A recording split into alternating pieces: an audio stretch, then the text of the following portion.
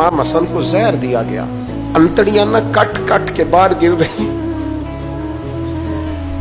उस शहजादे की जिसने हुजूर की गोद में उम्र गुजारी, महबूब के कंधों पर रहने वाले हसन इब्ने अली जनाब इमाम हुसैन हाजिर बारगाह हुए तो हाथ पकड़ के भाई का चूम के रो पड़े। भाई प्यारे भी तो बड़े होते हैं ना, बड़े प्यारे होते हैं। और इन लोगों का मनसब बड़ा अनोखा है, शदीद तकलीफ है।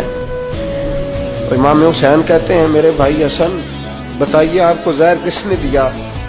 रो के पूछते हैं।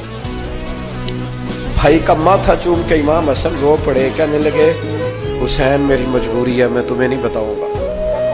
कहा क्यों? फरमाने लगे इसलिए कि अगर वो नहीं जिस पर मुझे शक है तो फिर किसी बेगुनाह का नाम कैसे ले दूं, और अगर वही है ना जिस पर मुझे शक है तो फिर मैं तुम्हें नहीं बताऊंगा। मेरा रब बड़ा बेहतर इंतकाम लेने वाला है, फिर भी नहीं बताऊंगा। क्या करूं, कैसे बता दूं? मुस्तफा का नवासा हूं मैं, पढ़ते डालने वाली माँ का बेटा, मैं शेर से ज्यादा जिगर रखने वाले अली का पुत्र, मैं कैसे बात कर दूं? बस जख्म पे जख्म खा के जी, खूने जिगर के घूंट पी, और सजना आह न कर लबों को सी, ये इश्क है कोई दिल लगी नहीं।